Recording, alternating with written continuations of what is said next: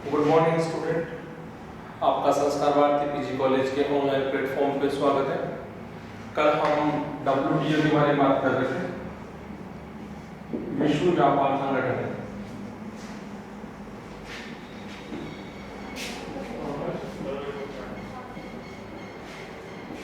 संगठन के बारे में हम कल बात कर रहे थे।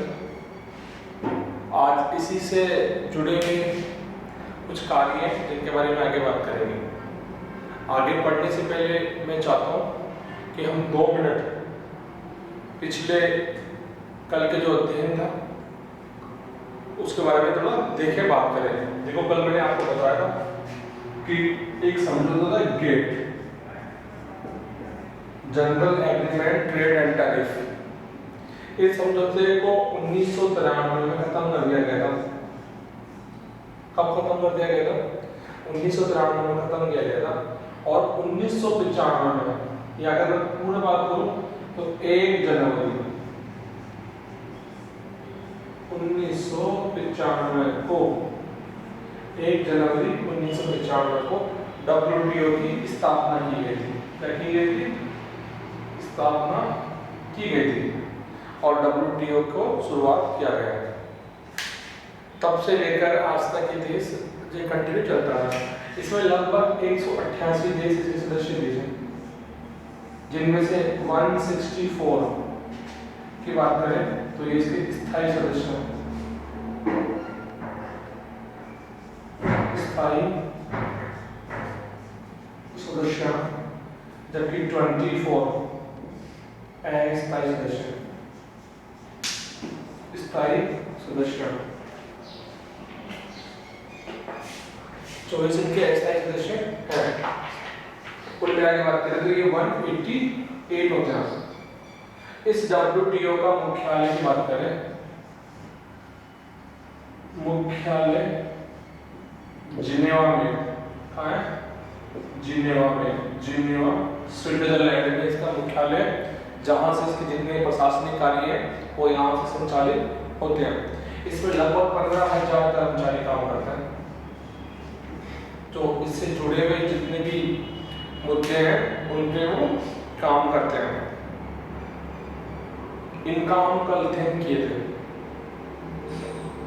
आज हम इससे आगे बढ़ेंगे और देखेंगे क्या है क्या नहीं, WTO कौन कौन से काम करता है, कौन कौन से काम नहीं करता। कल हमने 3 काम देखे थे WTO के।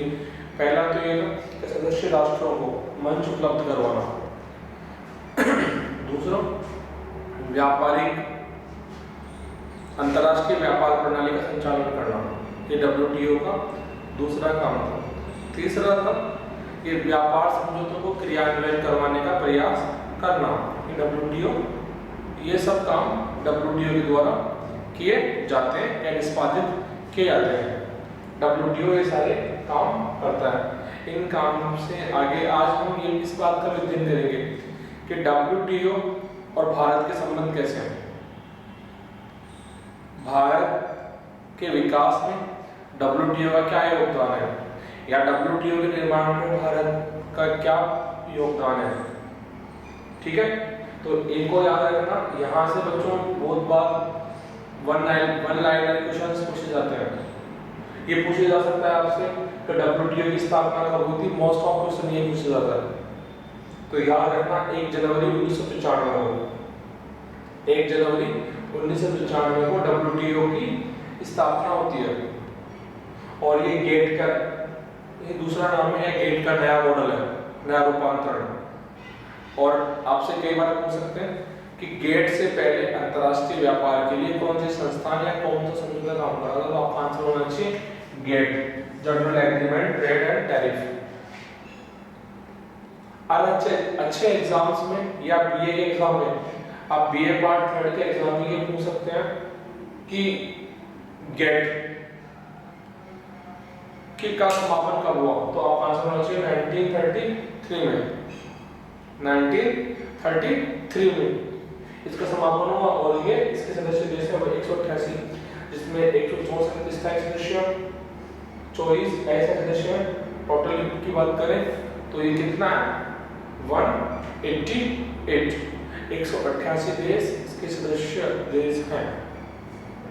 इसके सदस्य देश है जिनका संचालन या नियमन WTO करता है और वो अपने हिसाब से अंतर्राष्ट्रीय व्यापार में भाग लेते हैं। आगे WTO के कार्य देखेंगे और भारत का योगदान। याद रखना WTO का मुख्यालय जिनेवा में है। कहाँ है? जिनेवा में है और इसमें 15,000 कर्मचारी काम करते हैं। कितने काम करते हैं? 15,000 कर्मचारी काम करते हैं, जिनका मुख्य उद्देश्य यही है कि वह अंतर्राष्ट्रीय व्यापार का नियमन और संचालन कर सके।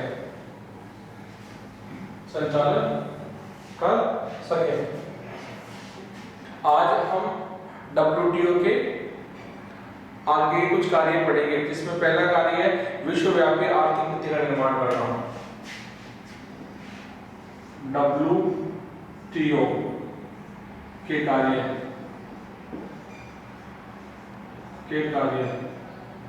पहला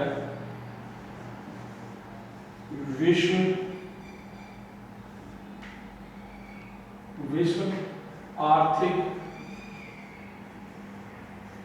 व्यवस्था की स्थापना करना। ये WTO के प्रमुख कार्यों में से एक कार्य है। WTO का मुख्य उद्देश्य यही है कि प्रत्येक देश की अर्थव्यवस्था दूसरी अर्थव्यवस्था के साथ में जुड़े और उनमें समानांतरीकरण हो। अर्थात WTO ये चाहता है कि दुनिया की जितनी भी अर्थव्यवस्थाएं हो उनमें असमानता कम हो और उनका आर्थिक विकास हो। इसके लिए WTO विकासशील देशों को आसान व्यापारिक नीतियां उपलब्ध करवाकर या उनके पक्ष में या उसके समर्थित व्यापार नीतियों का निर्माण करके उनका विकास करने पर जोर देता है। WTO समय समय पर विश्व आर्थिक व्यवस्था की स्थापना करने के लिए अपने सभी सदस्य देशों से अनुरोध करता है कि वे सब ऐसे प्रयास करें जिससे कि विश्व में समानता और एकता की स्थापना हो। WTO इसके लिए लगातार प्रयासरत है। WTO प्रतिवर्ष इसके लिए वार्षिक बैठक का आयोजन करवाता है। वार्षिक बैठक या बैठकों का आयोजन करवाता है।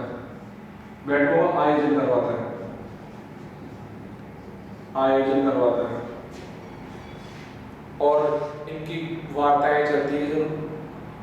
उरुग्वे वार्ता, ये ऐसी वार्ताएं होती है और समझौता होता है जिनके माध्यम से वो विश्व की आर्थिक व्यवस्था का संचालन करने के लिए प्रयास करता है या इसके लिए वो काम करने का कोशिश करता है। WTO चाहता है कि जितने भी अल्प विकसित देश उनकी व्यापार नीति विकसित देशों की व्यापार नीति से अलग होनी चाहिए और दोनों की व्यापार नीतियां एक दूसरे के प्रतिपूरक होनी चाहिए। एक दूसरे के क्या होनी चाहिए? प्रतिपूरक होनी चाहिए, जिससे कि उनके बीच में व्यापार करने में दिक्कत नहीं हो। अर्थात WTO चाहता है कि अल्प विकसित देश एक उत्पादक देश ही ना बन के रह जाए, एक वो आयातक देश ही ना बन के रह जाए, उनमें संपूर्ण विकास होना चाहिए। इसके लिए समय समय पर समझौते होते हैं, जैसे कल मैंने बताया था आपको हरित गृह प्रभाव, वायु प्रदूषण प्रभाव, ओजोन प्रभाव, इन सब के बारे में अंतर्राष्ट्रीय कानून बनाए गए। वो इसलिए बनाए गए क्योंकि WTO चाहता है कि विकास के नाम पर कुछ विकसित देश अल्प विकसित देशों का शोषण ना कर ले, इसीलिए वो इसके संबंध में कानून बनाता है। अगला WTO का कार्य है सदस्य देशों के आपसी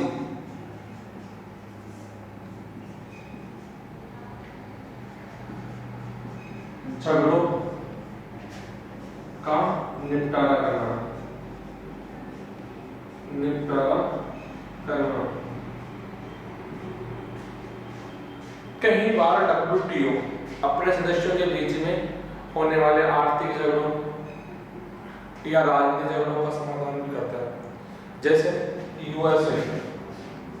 यूएसए और चीन के मध्य व्यापारिक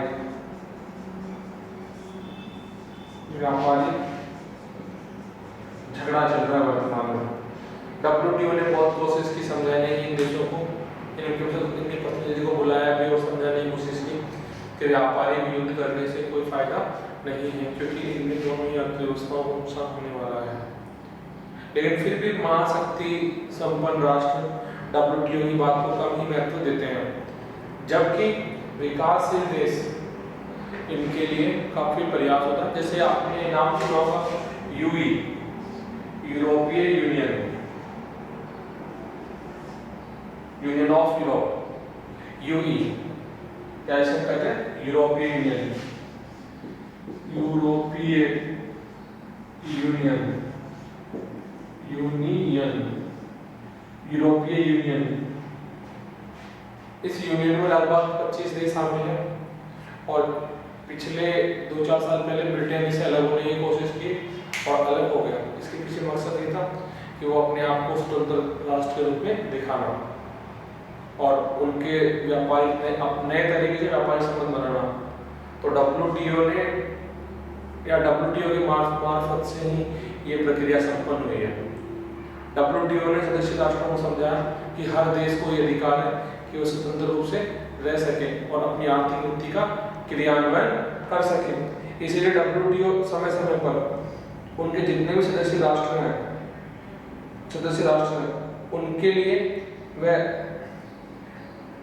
उनके लिए बैठकें आयोजित करवाता है और समझौते करवाता है कि उनका आपसी जो मसला है वो शांतिपूर्वक उनका समाधान या समापन कर सके। तो WTO ये भी काम करता है। WTO के अगर WTO की बात करें, WTO का आगे का जो तीसरा कार्य है, WTO का ये कार्य है कि जो व्यापारिक समझौते हैं, व्यापारिक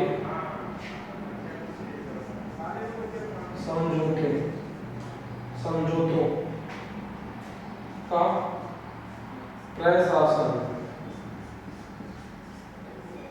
है कि WTO जितने भी जो व्यापारिक समझौते होते हैं उनको बनाने या उनको सही रूप से सुचारू रूप से चलाने के लिए WTO हमेशा प्रयासरत होता है, हमेशा प्रयासरत होता है और इनके लिए काम करता है। मैंने आपको कल बताया, आज बता रहा हूं, क्योंकि WTO में 15,000 कर्मचारी हैं। तो ये 15,000 कर्मचारी इसीलिए हैं कि ये WTO से जुड़ी हुई समस्याओं, कानूनों का निर्माण करना, उनमें उत्पन्न होने वाली बाधाएं, सदस्य देशों को मिलने वाली छूट, विशेष अधिकार, इन सब के बारे में वो जानकारी एकत्रित करता है और उनका निवारण करने का प्रयास करता है। अगला है, अगर मैं इसके अगले कार्य की बात करूं तो इसका अगला कार्य है सदस्य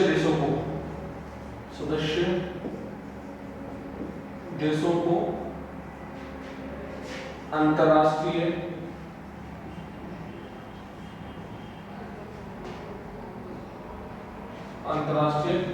व्यापार करने के लिए प्रोत्साहन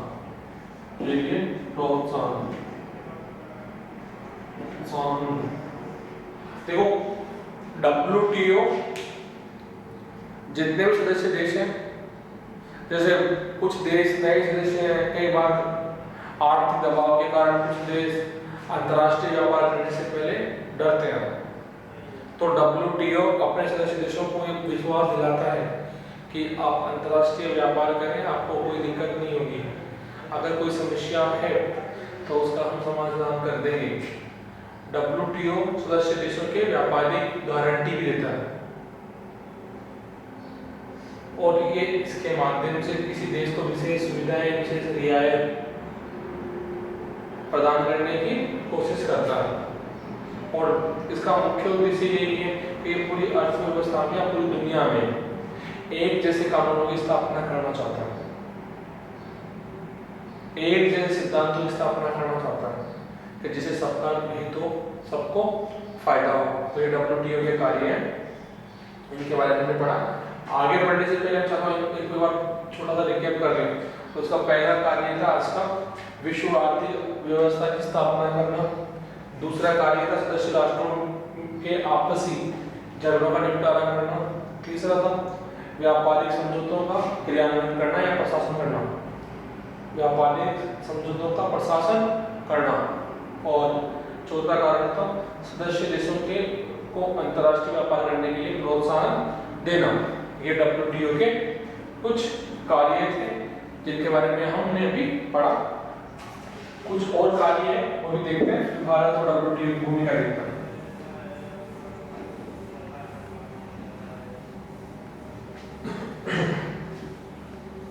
WTO वर्ल्ड ट्रेड ऑर्गेनाइजेशन,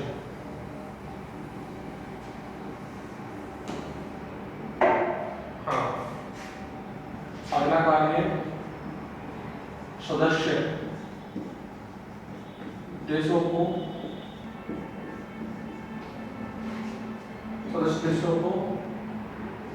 अपनी समस्या के लिए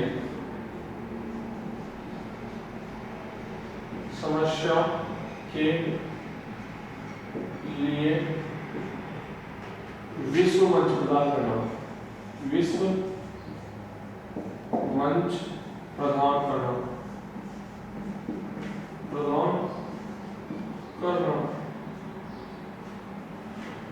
WTO अंतरराष्ट्रीय स्तर का एक संस्थान है जिसमें लगभग 188 कंट्रीज या देश पार्टिसिपेट करते हैं इसमें। WTO प्रतिवर्ष अपनी बैठकें बुलाता है। इसमें अंतरराष्ट्रीय स्तर के सभी प्रतिनिधि शामिल होते हैं। इस बैठक का मुख्य उद्देश्य यही होता है कि अंतरराष्ट्रीय व्यापार करते समय उसमें आने वाली कोई समस्या नहीं हो। यदि किसी देश को अंतरराष्ट्रीय व्यापार करते समय कोई समस्या आए तो वो उनको विश्व मंच उपलब्ध करवाता है। क्या उपलब्ध करवाता है? विश्व मंच उपलब्ध करवाता है, जिससे कि उसको फायदा हो और वो अपनी बात रख सके और अपनी समस्या का समाधान कर सके। इसलिए WTO बड़ा महत्व है। ये हमारे सामने WTO के कुछ कार्य थे। आज हम पढ़ेंगे WTO और भारत।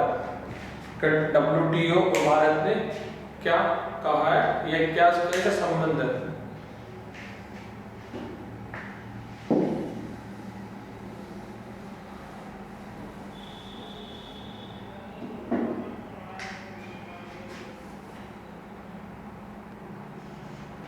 WTO और Bharat,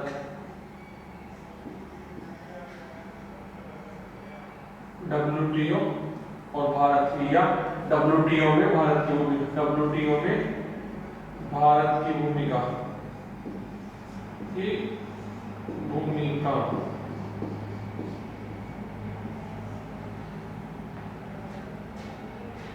Indian role Indian economic role in WTO। WTO में भारत की भूमिका, पहली भूमिका तो यही है कि WTO ने भारत के लिए बहुत कुछ किया है या भारत को सुझाव दिया। पहला तो ये क्रय शुल्कों में कमी,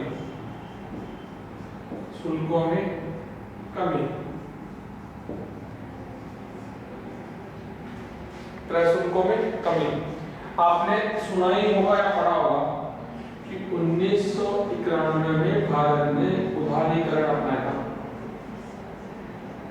कौन क्या अपनाया था? उदारीकरण। मैं आपसे जानना चाहता हूं थोड़ा सा कि ऐसी क्या परिस्थिति उत्पन्न हुई कि भारत ने आर्थिक उदारीकरण को अपनाया।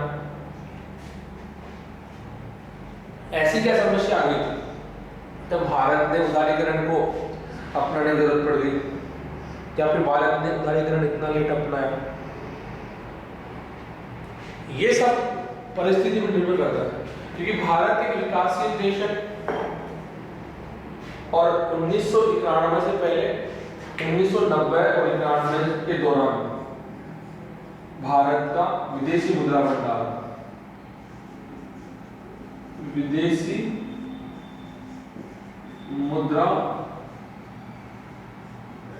भंडार ये 7 दिन का था, 7 डेज का रह गया था, 7 दिन का रह गया था, 7 दिन का रह गया था, 7 दिन के लिए 7 दिन का रह गया था। और भारत को उस समय कोई भी संस्थान या कोई भी देश उधार लेने से मना कर दिया कि हमारे पास आपको देने के लिए कोई वित्तीय सहायता नहीं है और हम आपको नहीं दे सकते। उस समय हमारे प्रधानमंत्री डॉक्टर मनमोहन सिंह, उस समय के विदेश मंत्री थे, जो आगे चल के प्रधानमंत्री बनते हैं। डॉक्टर मनमोहन सिंह ने एक अपने प्रधानमंत्री पीवी नरसिम्हा राव को एक सलाह देते हैं कि भारत उदारीकरण को अपनाए तो भारत का आर्थिक विकास हो सकता है। क्यों? क्योंकि WTO की सलाह हमारे विदेश मंत्री डॉक्टर मनमोहन सिंह को दी गई थी कि यदि अगर आप इस व्यापार घाटे से बचना चाहते हो तो आप उदारीकरण अपनाएं। उस समय WTO के गेट था, तो गेट के कार्य की जो कार्यकारी अध्यक्ष थे उन्होंने मनमोहन सिंह से मिले और उनको समझाया, और इसका परिणाम ये हुआ कि डॉक्टर मनमोहन सिंह ने 1991 में उदारीकरण को अपनाया और उसके परिणाम स्वरूप हमारा विदेशी मुद्रा भंडार बढ़ गया और इतना बड़ा कि आज तो सरप्लस है, बहुत सारा सरप्लस है। तो ये सब इसी का परिणाम है कि प्रशुल्क में कमी हुई। फिर 1995 में WTO की स्थापना हुई, 1998 में सरकार ने प्रशुल्क में 36% की गिरावट की, फिर इसे घटाकर 25% कर दिया गया, फिर इसे घटाकर 10% कर दिया गया, ये वर्तमान में 2% में रहा है। देखो प्रशुल्क को थोड़ा सा समझ लेते हैं। प्रशुल्क वस्तु की मात्रा पर लगाए जाने वाला कर प्रशुल्क होता है, और WTO के कहने पे भारत ने बहुत बार प्रशुल्क में कमी की है। जब भी WTO अनुरोध करता है या भारत से कहता है तो भारत हमेशा प्रशुल्क में कमी करता है, जिसके कारण अंतर्राष्ट्रीय व्यापार में आसानी उपलब्ध हो जाए। WTO ने समय समय पर भारत को नई गाइडलाइन जारी करता रहता है और बताता रहता है कि आपको इस वस्तु के संदर्भ में प्रशुल्क कम करना चाहिए, इस संदर्भ में प्रशुल्क को बढ़ाना चाहिए। तो भारत और WTO का पहला रिलेशन ये है कि WTO के कहने पर भारत ने प्रशुल्क में क्या की, कमी या कटौती की। दूसरा है आयात पर प्रतिबंध। आयात प्रतिबंध, देखो भारत एक उपभोग राष्ट्र है, भारत एक उत्पादक राष्ट्र है, फिर भी हमारे सामने समस्या ये होती है कि हम हमारी आवश्यकता के अनुसार उत्पादन नहीं कर पा रहे। जब हम हमारी आवश्यकता के अनुसार उत्पादन नहीं करते हैं तो हम आयात करते हैं, और कई बार अच्छे आयात के साथ साथ में अवांछित आयात भी हो जाते हैं, जिसके बारे में मैंने आपको कल बताया। तो WTO भारत सरकार को समय समय पर गाइडलाइन या ये संदेश जारी करते रहता है कि आप इन वस्तुओं का आयात रोक दें, जिससे कि आपका भुगतान संतुलन सही तरह से चल सके। तो WTO ने भारत पे आयात प्रतिबंध लगाया। ये इसलिए लगाया क्योंकि कई दुनिया के कई ऐसे देश हैं जो आयात के नाम पे एक बड़े पैमाने पे स्टोरेज कर लेते हैं और फिर उसको अपने फायदे के लिए इस्तेमाल कर लेते हैं। WTO इससे बचने के लिए आयात प्रतिबंध लगा दिया, और उन्होंने कई बार भारत के आयात पर प्रतिबंध लगाया। जैसे भारत अधिक फूड का आयात नहीं कर सकता, अधिक हथियारों का आयात नहीं कर सकता, अधिक ऐसी वस्तु का आयात नहीं कर सकता जो भारत में उत्पादित होती हो। क्यों? क्योंकि WTO का हित की बात करता है। तो WTO ने कई बार भारत पर ऐसे प्रतिबंध लगाए जिससे कि भारत के आयातों में कमी आई है या आयात को रोका है। जैसे WTO ने कई बार भारत सरकार को सलाह दी है कि आप ऐसी वस्तु का उत्पादन न करें जो उपभोग को बढ़ाती हो, जैसे बेकरी आइटम के कुरकुरे, बिस्किट्स, खिलौने, ये सब ऐसे हैं जिनका कोई विशेष महत्व नहीं है, लेकिन फिर भी इनके आयात पर एक बहुत बड़ा पैमाने पे हम खर्च करते हैं। तो WTO ने भारत सरकार को सलाह दी है, दूसरी पहली शुल्क में कमी की और दूसरी आयात प्रतिबंध। तीसरा सेवाओं का व्यापार है, सेवाओं का व्यापार, सेवाओं का व्यापार। देखो भारत दुनिया के उन देशों में मिले जो सर्वाधिक सर्विसेज को एक्सपोर्ट करता है, सर्वाधिक सर्विसेज को एक्सपोर्ट करता है। भारत में जितनी भी जो सर्विसेज डेवलप हुई है, जैसे बीमा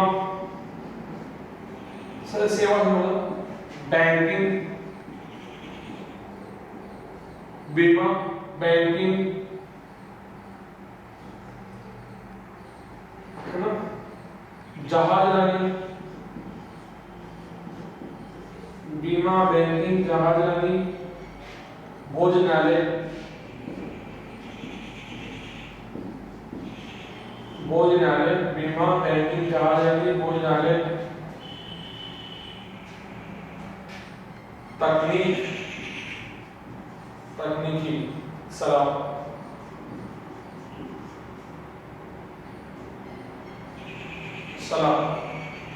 ये सब सेवा सेक्टर में आता है। आपको मैं जान के बड़े याद लेना है कि 1999 से पहले देश की GDP में जो सर्विस सेक्टर है उसका जो पार्ट था वो लगभग 20% के समथिंग था। अभी की बात करें तो लगभग 2018 तक इनका पार्ट लगभग 54% हो गया है सर्विस सेक्टर का। ये जो चेंजेस आया वो वर्ल्ड बैंक के कारण आया, सॉरी WTO के कारण आया। WTO ने ऐसी कुछ नीतियां अपनाई कि जिससे कि भारत में बीमा, बैंकिंग सुविधाओं का विकास हो। और ये एक देश की आधारभूत सुविधाएं हैं। अगर किसी देश में इन सुविधाओं का विस्तार से विकास होता है तो उस देश का विकास जरूर होता है। अगर किसी देश के विकास को बढ़ाना है तो इन चीजों के विकास को भी आगे करना होगा। तो यही है कि WTO अगर उसने भारत में सेवाओं का व्यापार को बढ़ाया है तो इसका मुख्य उद्देश्य यही है कि भारत में आधारभूत ढांचे की स्थापना करना चाह रहा था, इसलिए WTO ने इसको बढ़ाया। कपड़ा और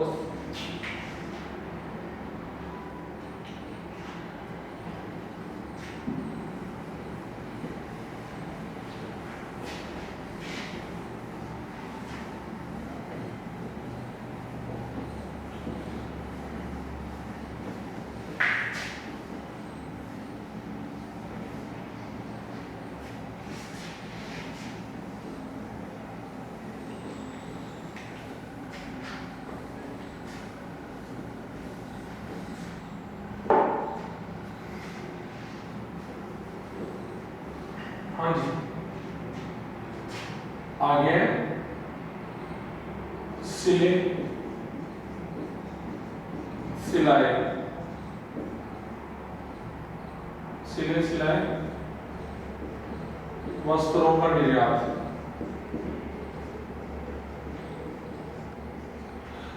देखो WTO ने भारत के जो विदेशी व्यापार है उसमें निर्यात को बढ़ाने के लिए काफी बड़ा प्रयास किया, भारत का काफी समर्थन किया।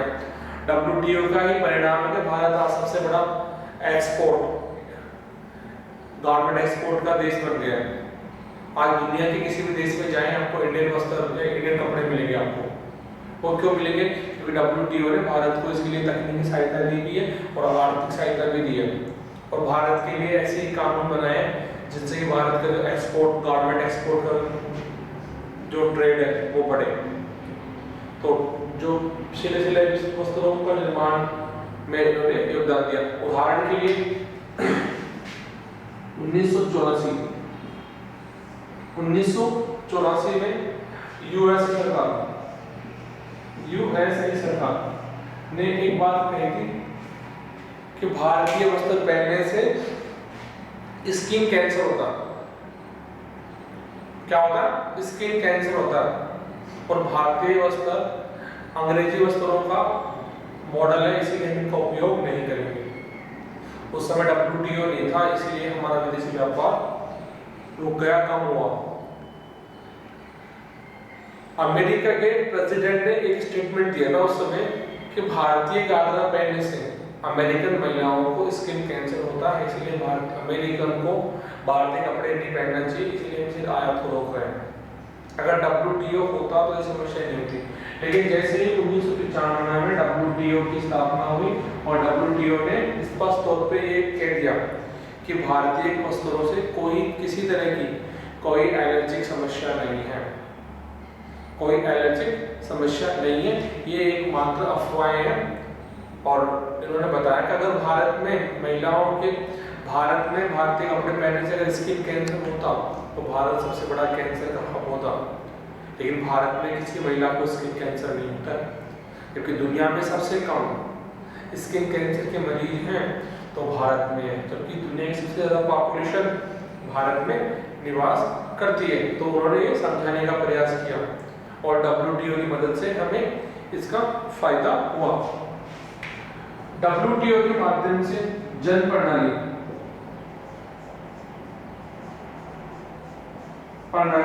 या राशनिक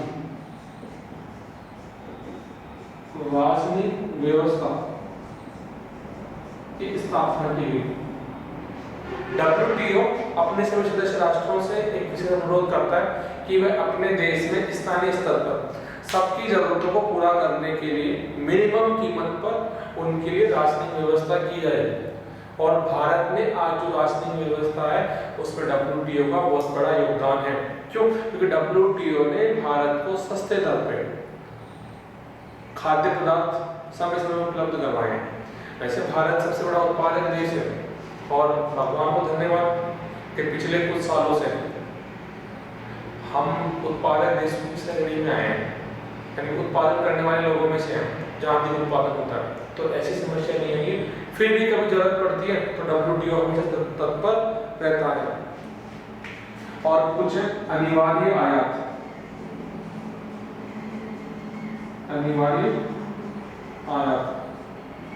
कई बार WTO दबाव देके भी किसी देश से कहता है कि आपको ये आयात करना अनिवार्य है, जिससे कि दूसरे देश की अर्थव्यवस्था को बचाया जा सके।